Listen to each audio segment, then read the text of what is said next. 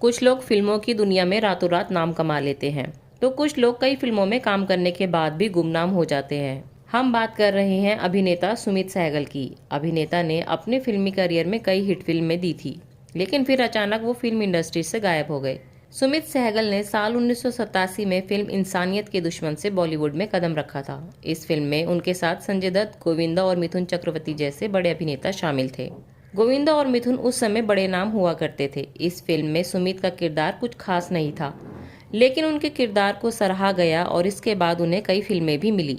इस फिल्म में काम करने के बाद अभिनेता सुमित ने कई और फिल्मों में काम किया। ईमानदार, परम धर्म, बाहर आने तक और गुनाह जैसी फिल्मों में अपने दमदार अभिनय से दर्शकों का दिल जीत लिया।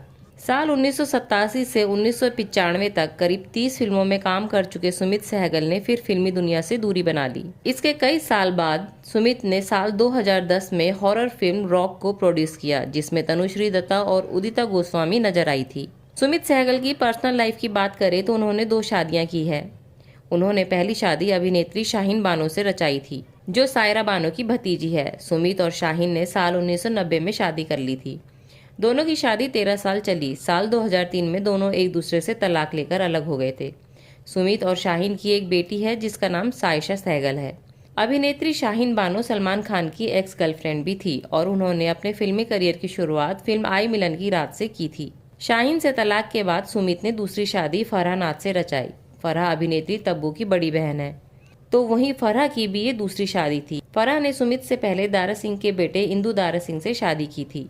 एक्टिंग को अलविदा कह चुके सुमित की किस्मत पलटने वाली थी, क्योंकि एक्टिंग के बाद उन्होंने अपना हाथ प्रोडक्शन में आजमाया और हैरानी की बात यह है कि उनकी पूरी किस्मत बदल गई। उन्होंने सुमित आर्ट नाम की एक कंपनी बनाई जो दूसरी भाषाओं की फिल्मों को हिंदी में डबिंग करने का काम करती थी। सुमित की इस कंपनी ने उन्हें कुछ ही सालों में कामयाबी की बुलंदियों तक पहुंचा दिया और वो मालामाल हो गए। उनकी इस कंपनी में इतना काम आ गया कि बॉलीवुड फिल्मों में पैसा लगाना शुरू कर दिया। इन दिनों सुमित अपनी दूसरी पत्नी फरहा के साथ करोड़ों की कंपनी संभाल रहे हैं।